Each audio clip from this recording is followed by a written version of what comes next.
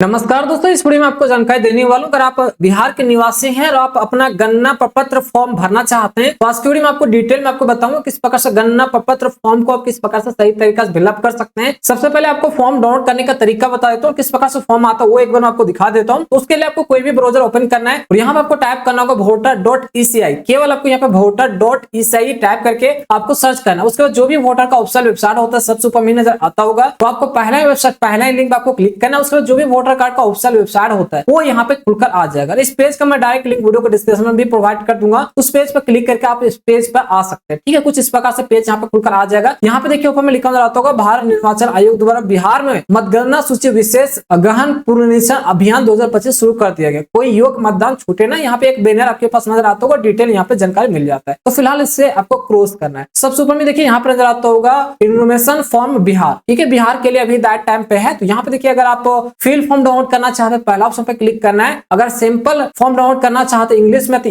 आपको इंग्लिश वाला सिलेक्ट करना है। अगर हिंदी में डाउनलोड करना चाहते हैं सिंपल इन्फॉर्मेशन फॉर्म, यहाँ पे हिंदी नजर आता होगा। चलिए हिंदी में डाउनलोड करना चाहते हो हिंदी वाला पर मैंने क्लिक किया। उसके बाद देखिए कुछ इस प्रकार से फॉर्म आता है। अभी ये ऑफलाइन है लेकिन ऑनलाइन विकल्प जल्द ही उपलब्ध हो जाएगा। ऑनलाइन जो विकल्प होगा जल्द ही जारी कर दिया गया। तो चलिए इस फॉर्म को किस प्रकार भरना है वो देख लेते हैं। सबसे पहले निर्वाचक का नाम, तो जो भी आपका नाम होगा वो नाम यहाँ पे फिलअप करना है। उसके बाद जो भी इपिक नंबर है वो यहाँ पे डाल देना है। उसके बाद जो भी आपका एड्रेस होगा वो यहाँ पे आपको डाल देना है। उसके बाद जो भी आपका क्रमांक है वो यहाँ पे डाल देना है। जो भी आपका भाग संख्या वो यहाँ पे डाल देना है। यहाँ पे आपका वोटर आईडी कार्ड पे आपको मिल जाए, ठीक है, वहां से देख करके डाल दीजिए। उसके बाद जो भी विधानसभा लोकसभा से आप आते हैं वो यहाँ पे डाल देना है। उसके बाद राज्य जो भी होगा वो आपका, जैसे बिहार है बिहार डाल दीजिए। उसके बाद जो भी होगा आपका वर्तमान फोटो यहाँ पे फोटो आपको चिपका देना है, ठीक है। उसके बाद यहाँ पे जन्म तिथि जो भी आपका डेट ऑफ बर्थ होगा वो यहाँ पे डाल देना है। उसके बाद जो भी आपका आधार संख्या वो यहाँ पे डाल देना है। उसके बाद जो भी आपका मोबाइल नंबर है वो यहाँ पे डाल देना है। उसके बाद यहाँ पे पिता का नाम देना है, तो जो भी आपका कानूनी अभिभावक है उनका नाम यहाँ पे डालना है। उनका अगर वोटर कार्ड पहले से बना है, पिक नंबर है तो यहाँ पे दीजिएगा, अदरवाइज से छोड़ देना है। उसके बाद जो भी माता का नाम होगा वो यहाँ पे डाल देना है। अगर इनका वोटर कार्ड बना है पहले से तो यहाँ पे पिक नंबर डालिएगा। उसके बाद जीवन साथी जो भी आपके वाइफ है उनका नाम यहाँ पे अगर है तो दे दीजिएगा, अदरवाइज छोड़ सकते हैं। अगर इनका वोटर कार्ड बना होगा तो यहाँ पे पिक नंबर आपको डाल देना है। तो पहला जो ऑप्शन था, पहला ये जो फॉर्म था वो आपका फिलअप यहाँ पे हो गया, ठीक है। कुछ इसी प्रकार से आपको फिलअप करना है। उसके बाद नीचे आना है। पार्ट 2 में यहाँ पे घोषणा नजर आता हो, इस घोषणा को आपको सही तरीका से समझिएगा। मैं अपने सर्वोत्तम ज्ञान और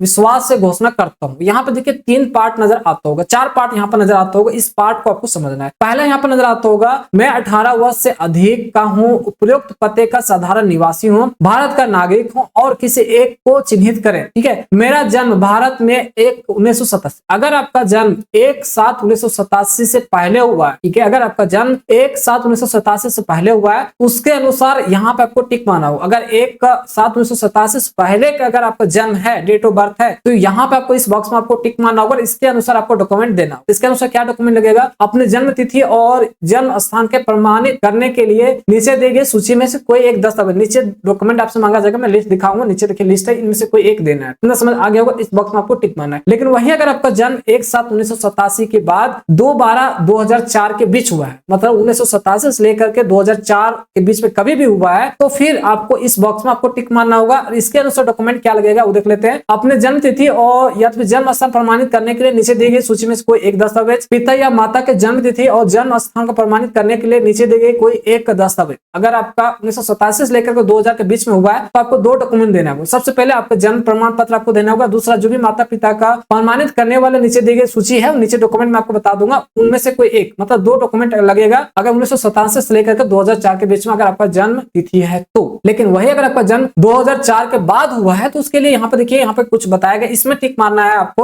अपने जन्म तिथि, सबसे पहले आपका जन्म तिथि का जो भी होगा उससे प्रमाणित करना होगा। पिता या माता का जन्म तिथि प्रमाणित करना होगा, ठीक है। और यदि माता या पिता में से कोई भारतीय नहीं है तो अपने जन्म के समय के उनके वैध पासपोर्ट और वीजा का जो भी डॉक्यूमेंट होता है वो आपको देना होगा। तो जिस प्रकार से आप आते हैं, जिस प्रकार से आपका उम्र है, उसी के अनुसार आपको टिक मारना है और उसी के अनुसार जो भी डॉक्यूमेंट आपका मांगा जाएगा वो आपको देना होगा। डॉक्यूमेंट यहाँ पे देखिए केंद्र सरकार, राज्य सरकार के यहाँ पे डॉक्यूमेंट जो भी, जैसे पासपोर्ट, मान्यता प्राप्त बोर्ड, विश्वविद्यालय द्वारा निर्गत मैट्रिकुलेशन प्रमाण पत्र वगैरह, यहाँ पे देखिए वन अधिकारी प्रमाण पत्र, काफी सारे यहाँ पे डॉक्यूमेंट है। इनमें से जो भी है आप यहाँ पे आयु सिलेक्ट किए उसके अनुसार जो डॉक्यूमेंट यहाँ पे उपलब्ध है वो डॉक्यूमेंट आपको देना है। इस फॉर्म को भरना है, आपको बीएलओ के पास आपको जमा करना, ठीक है। तो यहाँ पे मैंने आपको डिटेल में आपको बता दूं किस प्रकार से बिहार का गणना प्रपत्र प्रारूप को किस प्रकार से भरें। फिलहाल ये ऑफलाइन है, ऑनलाइन जल्द ही लागू हो जाएगा। तो ऑनलाइन जैसे ही आ जाएगा तो मैं आपको डिटेल में वीडियो बना करके प्रोवाइड कर दूंगा। आशा करते वीडियो अच्छा लगा, वीडियो को लाइक, चैनल पर नए होंगे चैनल को आपको सब्सक्राइब करना है।